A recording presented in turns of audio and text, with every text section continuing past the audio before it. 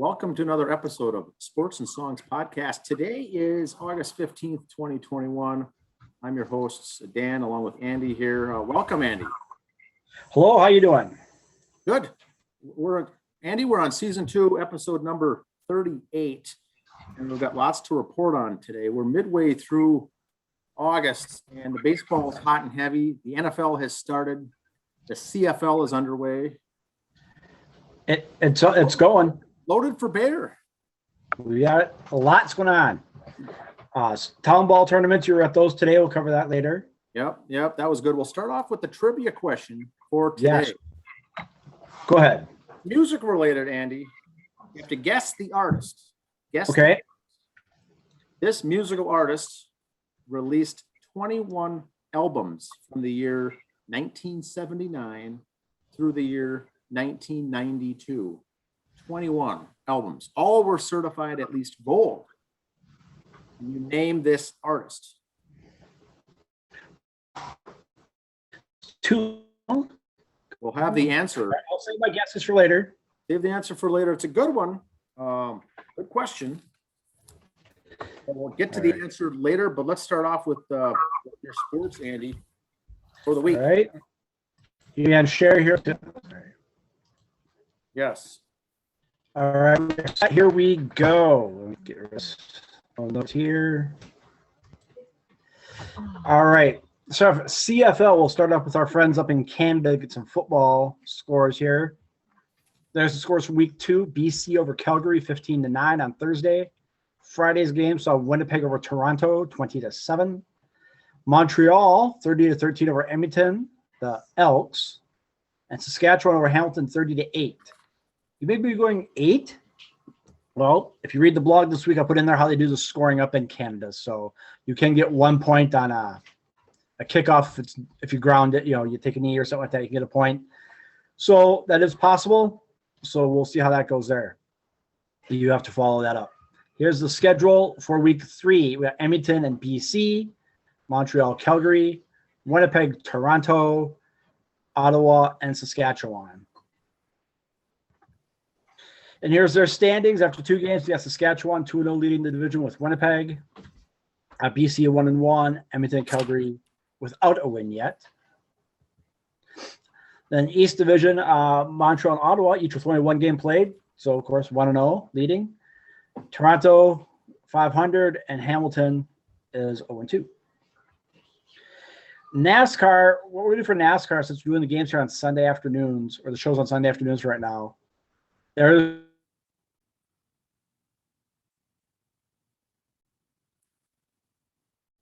Hello?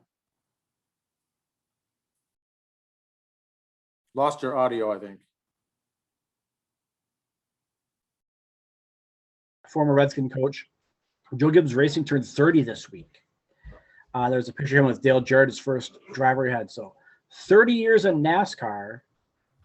But just here's his numbers from football and NASCAR combined. You hear guys like Bud Grant, who's in both Hall of Fames. He's in the Canadian Football Hall of Fame and NFL. NBA Hall of Fame and NFL. Some guys are in 2 Hall of Fames. Here's a guy that should be 2. It is.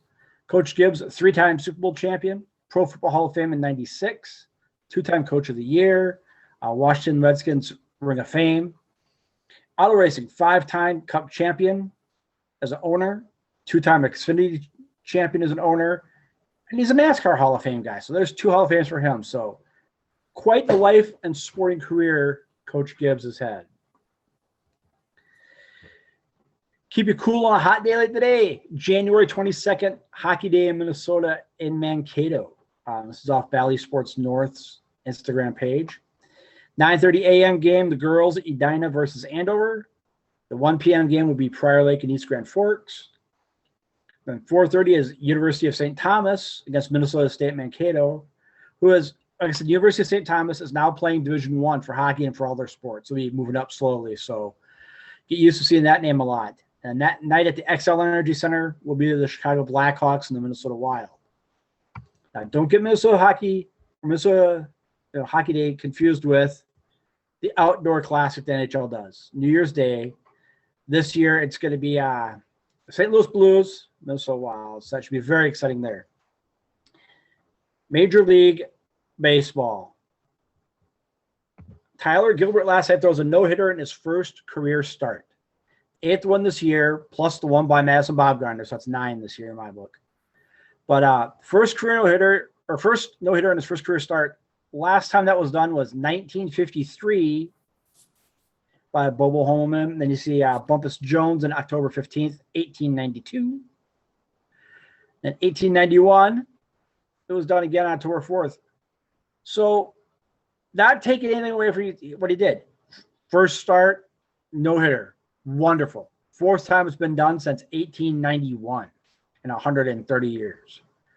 No offense to the other 3 gentlemen, not exactly household names. So not putting his plaque in the Hall of Fame yet, but it's a nice start. Counting Baumgartner's, this is the 2nd one for Arizona this year, and they're one of the worst teams in the league. I'll talk about it in the standings a little bit later on, but yeah.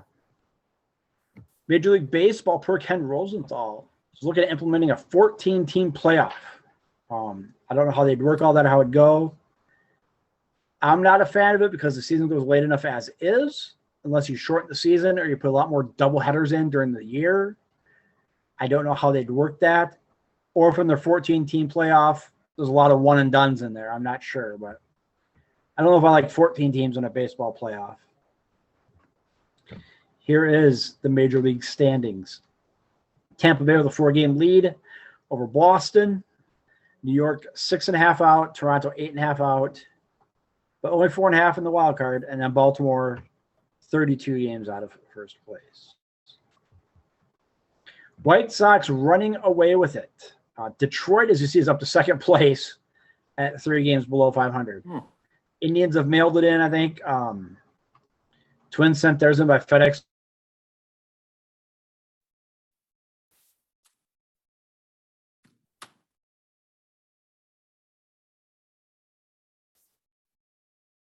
No audio, Andy.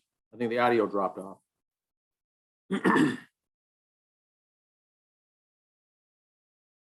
Sorry, can you hear me now? Yes. Yes. Check. There it is. Okay. Yeah, so the White Sox are just kind of playing for good positioning with their wins. Everybody else is kind of finished up there. White Sox got to stay healthy.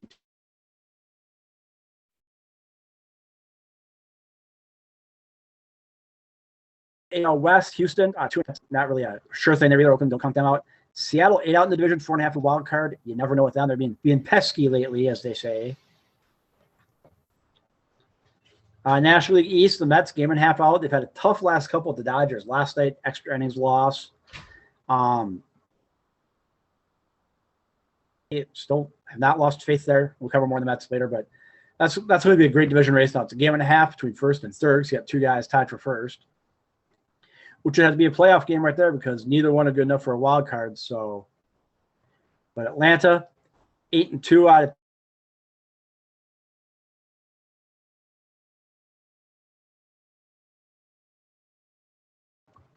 National League Central. You got Milwaukee. They're kind of running away with it too. Cincinnati, 2.5 on the wild card. So I'd keep an eye on Cincinnati for the wild card. And the Cardinals, you can never count out the Cardinals. They're just the Cardinals. So they're always got to keep an eye on them.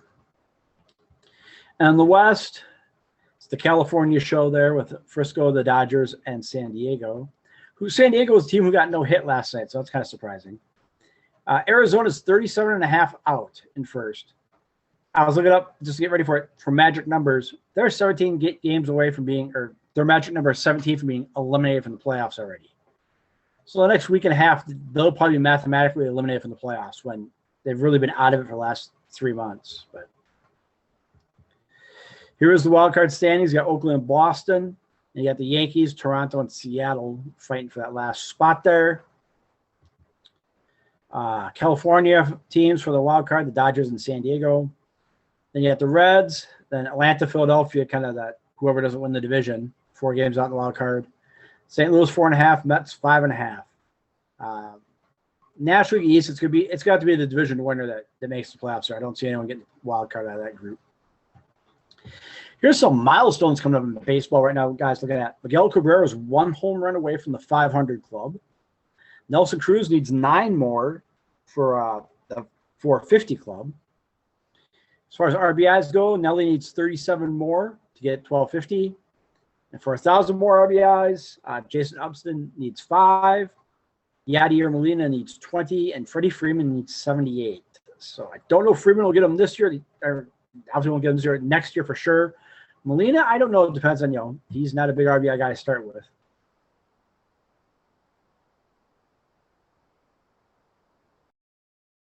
The way he's been firing them down lately. Craig Kibble needs 29 more saves for 400, so he'll be an eye to watch next year. And for the 300 save club, Aldous Chapman needs 1 more. Speaking of Kimball, yeah, he needs 29 more for 400, but he needs 6 more to tie Joe Nathan for 8th all time. Now, just to put you on that list, Joe Nathan is 8th all time. 7 through 1 are all in the Hall of Fame. Eckersley, Billy Wagner, Francisco Rodriguez. Well, Francisco's not in yet. I apologize. Lee Smith, Trevor Hoffman, Mariano Rivera. So Craig Kibble is looking at a Hall of Fame career if you look at the numbers. If you're saying a certain number, magic number for saves to get you in, he's going to get it. He'll get the 6 more this year probably, and he might very well pass Eckersley next year, so we'll see. Minor League Baseball, some standings here. AAA East, the Syracuse Mets holding down last place, 20.5 games out. 7-3 in their last 10, 4-game winning streak. A little late in the year, boys, but that's basically been the Mets roster this year has been their AAA club with all the injuries they've had. The Midwest Division, Saints, 2.5 out of first, 6-4 in their last 10. They're hot. They're doing very well. This guy get ahead of Toledo, who is Detroit's team, and Omaha, who is Kansas City's. So you know those top 3 teams, Kansas City, Detroit, and Minnesota affiliates, doing well in AAA, not so much in the pros. So those might be the teams to watch in a couple of years. Speaking of the Metropolitans, Jason DeGrom injury update. Mets ace won't throw for at least another 2 weeks. Some sources saying he's done for the year. Pretty sad the way he started. We couldn't stop talking about at the beginning of the year, the records he was scoring after ERA and everything else. Did he burn out his arm? Something wrong with his arm. This is me saying it with my Mets head on, my Mets blood running through me.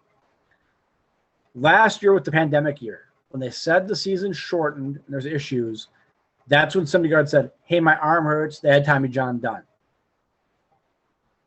I don't want to see DeGrom come back to fight through this to maybe get in the playoffs, to hopefully win the series this year, and have nothing left in the career because he injures his arm because of that.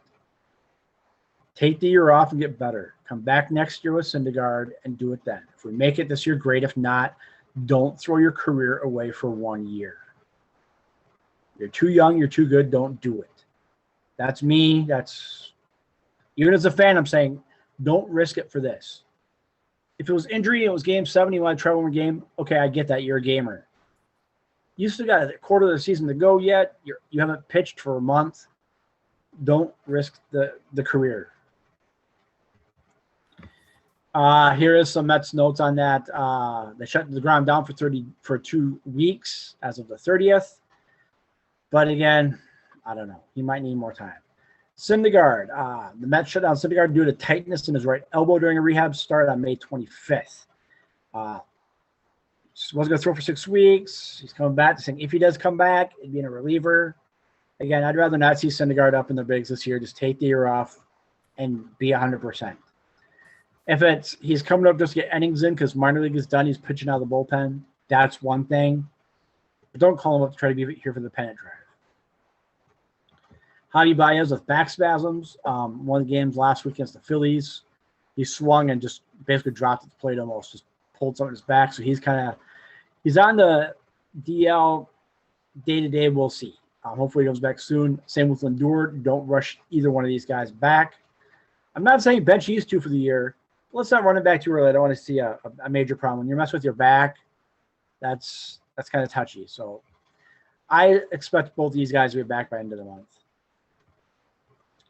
The local team, here we go, the Fighting Twins. Michael left the game. Pineda left the game in the 3rd inning against Tampa.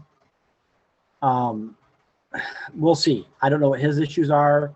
I think it was very precautionary. Did he pull something? We'll see. They say he's got a strained oblique and is expected to need time on the injury list. Again, you're done for the year. Don't rush it back. Buxton, again, another guy who wants to play sparingly. I would let him. I would not rush this guy back. If you're fighting the injuries he's been fighting, be healthy. Little wrestling news, pro wrestling news. Christian Cage wins the Impact title Friday on Rampage, AEW Rampage, Friday nights on TNT. So you'll see him bouncing between the two shows again. Good veteran to have that to help boost ratings on the other channel. We'll see how they go. As for the soapbox today, this may surprise you a little bit. My soapbox is about the Field of Dreams game. I did not watch it. I had zero interest in it. I wanted nothing to do with it. I thought it was a ridiculous idea from day one. First of all, you put the two teams in there I can't stand the most playing, so I have no interest watching the White Sox and or Yankees. You put it on a Thursday night. That was stupid. It should have been a Sunday afternoon or a Sunday night game. Or it should have been a Sunday night game or right before the All-Star break so you got people's eyes on baseball. You have it be the Sunday night game right before your All-Star break. There you go. People are excited to watch it now. You can maybe announce who the starting pitchers are going to be that night. Oh, you could have just had a blast with it. But no, you throw it on a Thursday night opposite NFL preseason games. Yes, this was one of the most watched baseball games in 16 years. Boy, you showed the NFL. You beat them on week 1 of preseason for ratings. Way to go.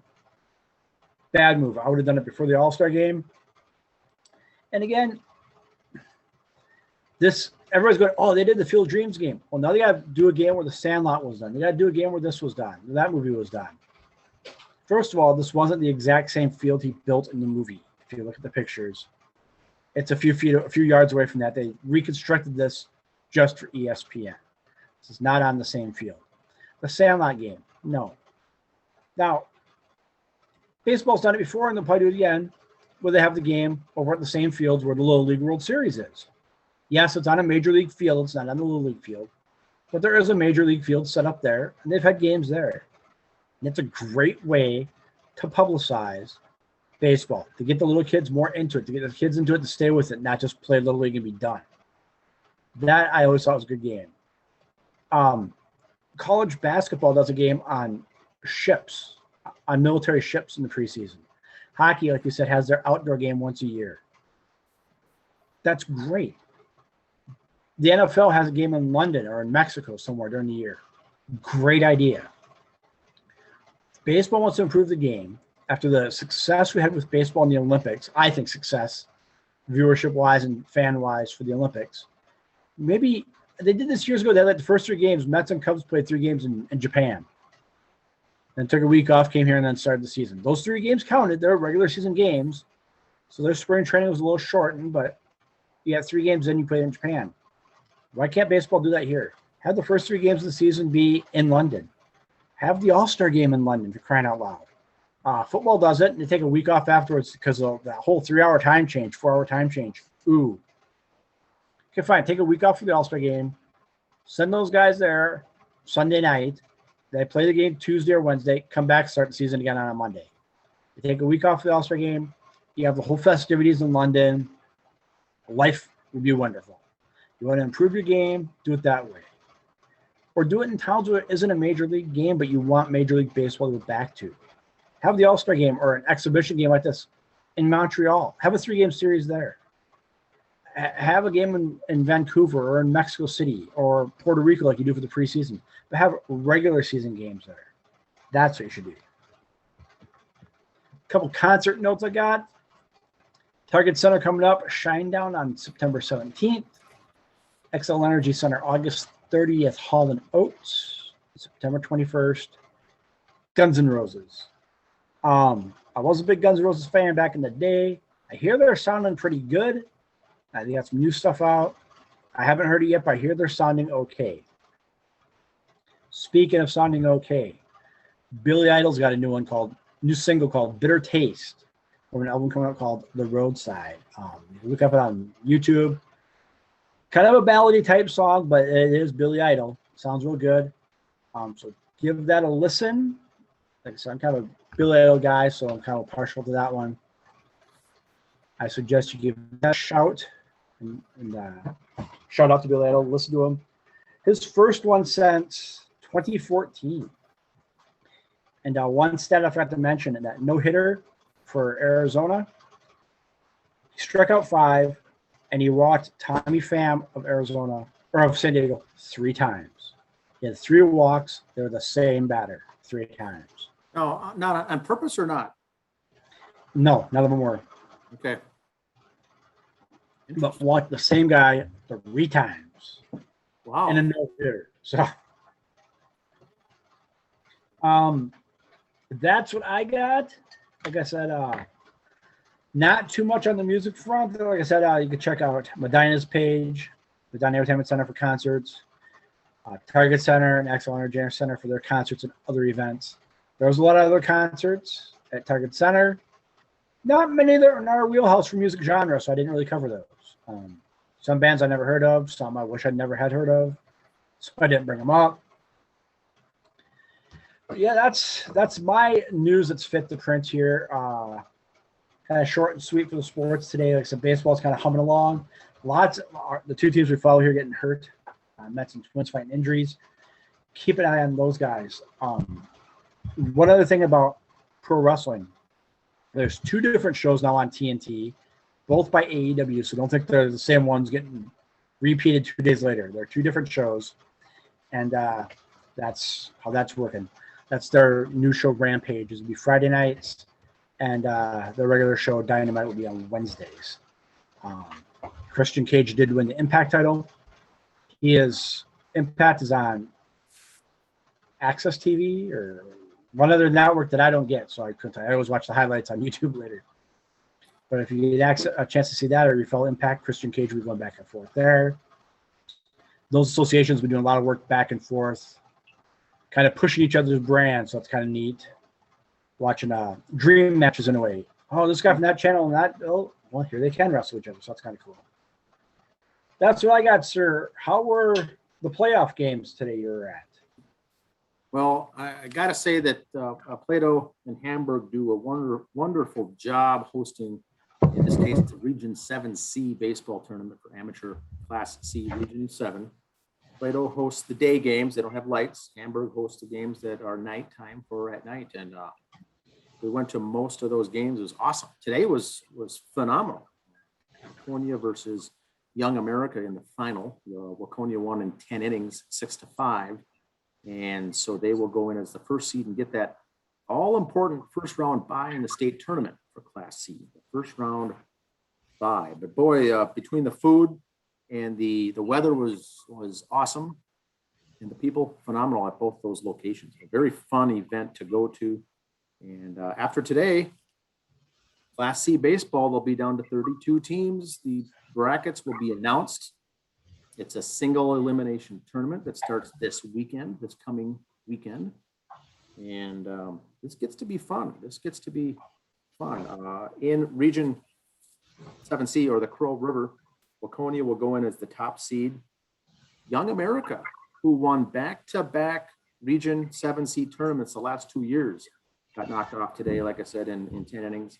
They were trying for a three-peat. That did not happen, but it got close. They'll go in as the 2 seed. Watertown Red Devils, very tough team, also will go in as a 3 seed. And a team you can't ignore either, the Carver Black Sox, will go in as the 4 seed. All 4 of these teams going into the state will be one of these final 32 teams in Class C. And like I say, Crow River's a tough group. Any one of these 4 you can easily see in the Elite 8 or the Final 4 in your state, I think. Now, speaking of, Class B will start its state tournament also this coming weekend. They start with only 16 teams, just 16 in Class B. So they'll start this week. Class A, their state tournament already started yesterday, and they'll finish up today after this weekend. After tonight's games, there's only going to be 8 teams left in Class A, 16 left in Class B. Class C, 32 teams, for a total of 56 teams still playing baseball in the state of Minnesota after tonight. Now, American Legion, I mentioned this in the midweek show, the midweek special. They're wrapping up after tonight. Also, they'll be down to the final 4 teams in the nation. And Monday, they're in Shelby, North Carolina, is the final 4. And then the winners advance to play each other on Tuesday night. That's the championship for American Senior Legion. So that'll be done here this week. And boy, one thing I wanted to mention, Waconia is ranked the number 1 team in the state for Class C. They're 29-2. Against Class C teams, they're 29-0. They have not lost a game where their opponent is Class C. Their only 2 losses is to Chaska, who's a Class B team, and it took them 15 innings to beat them, and St. Louis Park, who's currently in Class A in the state tournament. And Chaska's going to the state. So the only 2 losses Waconia has is one to a Class B team that's at the state and one to a Class A team that's at the state. And boy, that's a pretty tough crowd. The game that I went to today featured, now get this, the starting pitcher for Waconia, Chris Bullis. His ERA was 0.27. 0.27. And this isn't a guy that pitched 5 or 6 innings to get a very low ERA, but he had 33 innings pitched coming in when the season ended. And for reliever, Ryan Naughton, the lefty, comes in. His ERA is 0.44, and he's got 40 innings pitched on the year. So the fact they gave up 5 runs is a wow by itself. But boy, that Young America team is good. The pitching for Waconia is off the charts. Now, when the game ends, each team that goes to state gets 3 more picks for draftees from teams that didn't make the state in that pitching department. So Waconia got the number 1 overall pick there in the postseason. I'll go over a little more on that on the midweek show this week, but they picked up Will Lalonde from the Mayor Blazers, and he's one of their strikeout leaders. So talk about beefing up a team. But then again, every team that goes to state is going to have the luxury of adding 3 more pitchers to their roster. So this gets to be interesting. How about trivia? Trivia, I'll say they had add 3 pitchers because a lot of these guys in your talent teams you're going into the playoffs, you're trying to eliminate the shortstop, outfielder, pitcher position. You're just going to put shortstop and outfield. You're not pitching relief every now and then. We're picking up 3 other guys for that. Is that kind of the reason why they do that? The other reason is the first 2 weekends they're playing a game or 2 games. Okay. And you can use your ace and then your second starter. Every team has got 2 good starters for sure at this level. By the time you reach the state, most of these teams have 3 good starters. But if there's injuries or whatever coming down the pike, that final weekend, Labor Day weekend, where you have a chance to play back-to-back games and every day for a 3 or 4 day period, is when the pitching runs weak, and you really need it for that final weekend. Some of these guys drafted will not see the field the first 2 weekends at state at all. Some that are drafted will move into that number 1 ace slot and push an existing guy down. And another, 2 or 3 guy may not get much playing time at all. So it depends on how they do that, but it's really meant to beef up a weak or a rocky lineup pitching, or you're going to use much more relief, much more guys, or use them more quickly in relief. They won't last as long. The relievers may be on a shorter leash because you have more of them in the state, or also in the case of a long extra-inning game to wear down a team, you have some extra depth. But sometimes these guys don't get used. Sometimes they're overused, the guys drafted. But it's a very important part of it. I'll go into more detail on that midweek show. Okay. Well, but this is fun. This is fun times of the year. Keep in mind, even with that Waconia team ranked number 1 in the state, they have yet to lose to a Class C team. They have not had any injuries, pitching or otherwise, batting, defense, really no injuries to speak of. And now you're going in fresh, healthy, and 3 more pitching.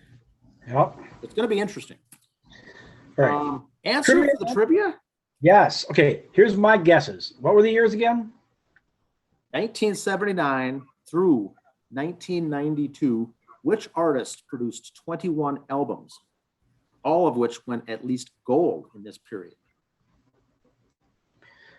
I would maybe say Paul McCartney if he had the Wings stuff and solo stuff. Paul McCartney be a guess. The answer is Hank Williams Jr. Oh, wow. And that 21 albums over that amount of time is like putting out a new album every 18 months. He's cranking them out, and they're all quality. Yeah. I mean, nowadays, age with the Spotify and electronic music sending it out, he may put a new song out every 8 months, not a new album every 8 months. You know, that is Wow. incredible. Now, the other thing I was going to say, as far as baseball state tournament coming up, yeah, that young America Cardinal team is always tough. Yep. They're in the final four last year. Their record right now after 31 games is 20-11. Not that impressive. So 7 of those losses are 1-run losses. 7 of their games that are losses were by 1 run. Let's say you win half of those, you're at 23, 24 wins. If you win them all, if they would have won them all, they'd be 27-4 record. Very impressive if they would have won all of those 1-run games. Yeah. So that win-loss record that doesn't seem impressive at 20-11, it's very respectable when you find out that those 7 losses of those 10 were by a single run. And today, they almost won the game. They had 4 errors in the field. And lost by 1 run again, an extra. Lost by 1. That's what I mean. These records sometimes are deceptive. Yep. But they look good. They look sharp. They're one of those teams that's good in all aspects of the game. All aspects. Small ball. Mm-hmm. They laid down about 5 or 6 punts today that I could not even believe. Now, I mentioned the Field of Dreams game earlier. Yes. What are your thoughts on something like that? I don't mind the team playing at the Field of Dreams for an exhibition game on TV some night, but you have to play on the field. It doesn't count to make up your own field next door, right? Get 20,000 fans in there and then televise it as the Field of Dreams field. It's too gimmicky, and there was a lot of talk on Twitter that night going on about how fake this whole thing. Yeah. Some people watched it. I did not. I was not interested in watching it. No, I didn't see it. Once again, when you're in Minnesota, you can see many, many ball fields that have rows of corn in the outfield. Right. Yeah.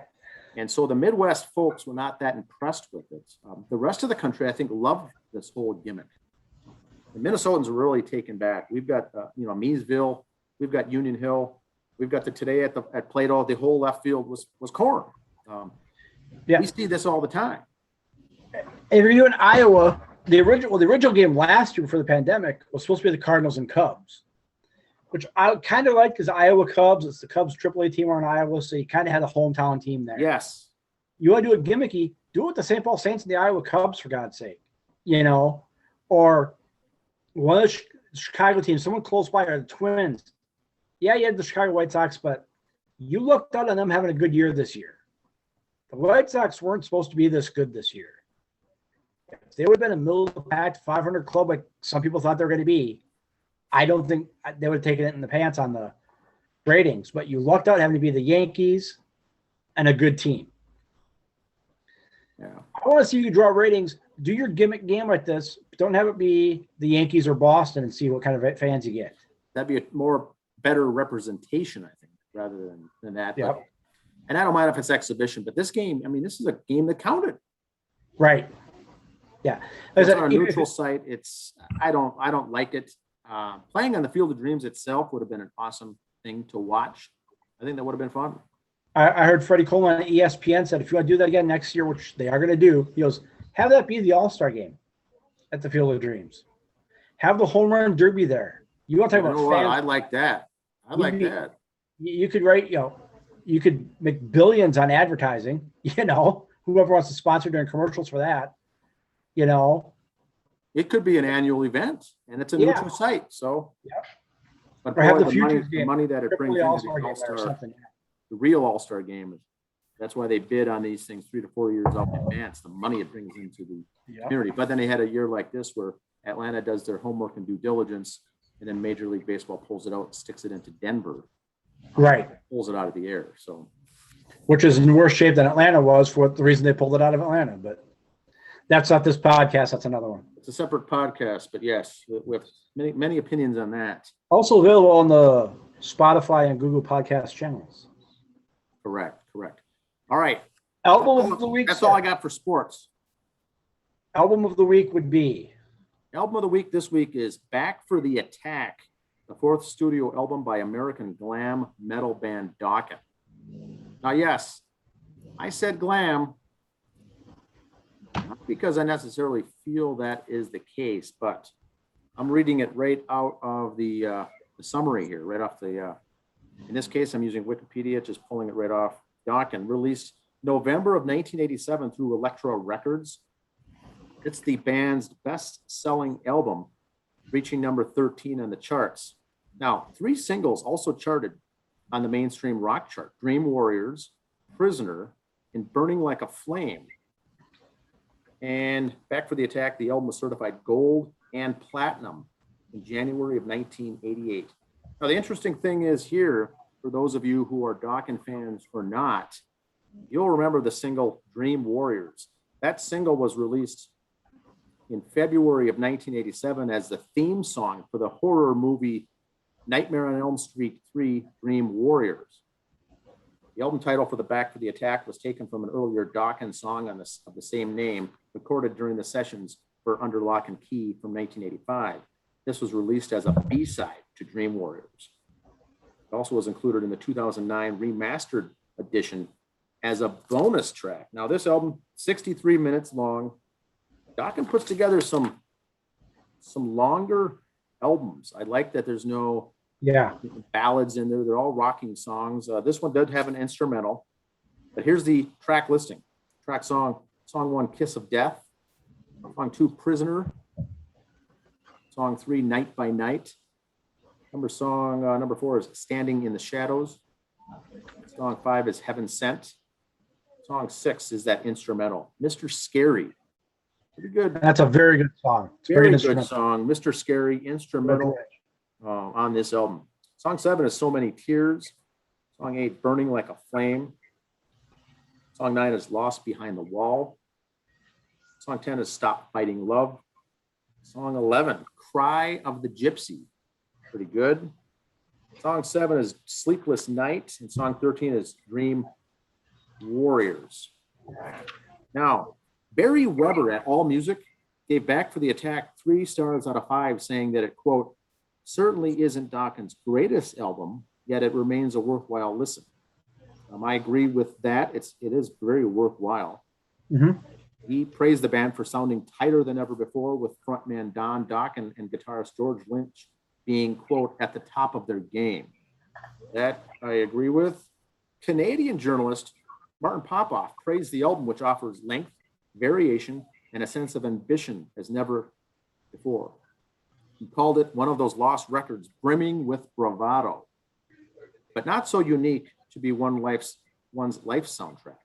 He also added that the excruciating circumstances of its recording took their toll on the band as the band tried to assemble a more competent, mature, and substantial record. The album is currently ranked number 12 on Metal Rule's list of the top 50 glam metal albums of all time. Now, I'll finish up here with the personnel. Don Dokken, lead vocals. George Lynch, guitar. Jeff Pilson, bass. Wild Mick on the drums.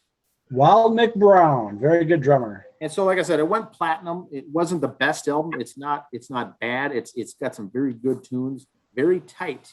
And he had 13 songs to pick from, including one very good instrumental. It's one of those underrated albums, I think. Yep. One thing I know, when they did the video for Dream Warriors, if you watch the video, the 4 of them were all shot individually. They were never in the same room. Because with Don Dokken and George Lynch not getting along, I think to a point though that made them that much better. Say while the show the other one going, no. Yeah, they recognized they had to do things. So I think that made them do better. Jeff Pilson, at the time when I was younger, I thought Jeff Pilson, what a great guy, what a great bassist. Yes, he is, but I guess he turned out to be kind of a head case in the whole thing, mixing the pot a little bit. And Mick Brown, like the drummer, he just sat back there playing drums. He didn't give a rat's butt who was who. When do you want me to play where you want me? Okay. That was Mick Brown. I think that's what I kind of like about him too. He's just okay. He didn't pick sides. He thought they were all whatever. He just played drums. But yeah, I think that them not getting along brought the best out of each other. Kind of like on a sports team. Two basketball players don't like each other on a team. Kobe Bryant, Shaquille O'Neal. But you know what? Winning brings this. And so you suck it up for those 60 minutes on the court. Those guys knew album sales and concert sales were bringing money, so they put together a good album and one of their best. Yeah, all 13 songs were good. There was no real, in my opinion, Mr. Scary, great instrumental. There was no real, like, that's an awesome song on that album. No real song to me blew me away. Yet they were all good songs. Usually there's that one song on an album that you just like, I'm replaying that one all the time. Not really. They were all really good, but nothing that really jumped out at me. Now, the Vikings got underway. Unfortunately, a poor start for their preseason, losing to the Broncos yesterday. But the flip side, the Twins beat the first place Rays 12-0 at Target Field last night. Yes. Anniversary of the 91 World Championship team. Most of the guys made it there. Surprisingly, what I think is kind of odd on the whole thing, the 91 championship team was there. A lot of the guys showed up. Usually there's some guy who, I'm too good for this or that. They all showed up. So I respect them that. That was kind of cool. TK was there. The moment I thought that was funniest, Jack Morris brought the ball out to Tom Kelly to throw out the first pitch. Because in that 7th game, you weren't getting the ball out of Jack Morris's hands, So the way he gave it to TK, I thought that was kind of a good little rib if you knew what was going on, And that was 30 years ago. Yeah, it's nice to see that Herbeck's got the winter hunting weight down already. That's good to see. I was a little worried about Kent and his health there as he got older. And Kent looks like the type of guy, though, you know what? He looks like he can go stand up there and still knock one into the seats. He still looks like he can still play. Oh, sure. Yeah, he's got 60 more pounds on him, but that was just him. But he still looks like he can still go play. A lot of those guys kind of really still did, in a way. Looked like I suppose I can go hit a ball still. How about Scott Erickson's slick back hair? I was never a big Scott Erickson fan to start with. The ladies love Scott like Erickson. Yes. So they had no problem with him. Now, the last thing with Class C baseball state tournament coming on, guess which team did make it? That wasn't really expected to. The Loretto Larks. Yes. So Loretto's going to go. That's the team that's got Corey Koski and his 2 sons playing on that on that team. So we're going to have an ex-major leaguer going to the state tournament, Class C. Remember, those state games are hosted at Chaska, Hamburg, and Waconia. Right here, Western Carver County. We'll be covering the games here on podcasts, a lot of these games, and we'll be in attendance for most of these. Yeah, if Dan's not posting on Twitter himself, one of us are up there sharing somebody else's tweet about those games. So if you're at work or you just kick it away because you're doing something else, check your Twitter every now and then. Check our feed. Check Kip's feed. Kip Kovar, good follow. Yep, he's a good follow. Follow for that. Townball Tuesday. Townball is a good Townball feed. Tuesdays. Townball Tuesday. Good follow. A couple of those other guys. Kip's one straight or the Herald Journal. Either one. He's copied them on both of those. So those are all good feeds. We try to share as many of those as we can too to get out there, at least the finals of games. If you want basically inning by inning reports, they're out there. Kip's out there. God bless him for doing that. Now, we also shared on our Facebook page, the Waconia Lakers are selling their T-shirts, their state championship, their state T-shirts, qualifying for state. And at the game today, they're going around and with a clipboard and taking down names and sizes and things like that, taking in money for pre-orders.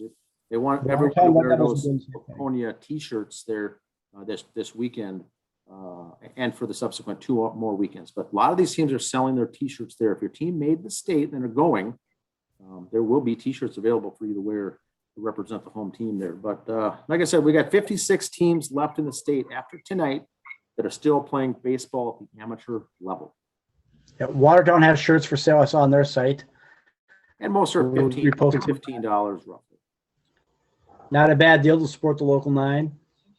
It's fun. This is good. Now, and keep in mind, Chaska has hosted before they've done this. Hamburg has hosted before they've done this. Waconia, brand new. They're the new youngsters. This is their freshman freshman season, I guess. So it's all very much driven on the nerves and getting stressed about making sure everything is done right. Once you get in there, and I think Waconia is going to have no problem doing this, it's easier to get bids in subsequent seasons. Once you get the first one under your belt, and Waconia has done such a good job with their field, their location, their parking, their grandstands, their food concessions, everything. I think they're gonna have no problem getting those bids, and people will be pleasantly surprised by taking in a game there at Lions Park. Very phenomenal field. Yes. All right, yes. So that's all I've got for anything else for music, sports. No, just about town tournaments. If not on Twitter, I think some of the games you could find on some AM radio stations or internet radio too, if you want to listen to the town ball games. So, good thing to note: Prep 45 Sports Channel is going to be streaming these games as well.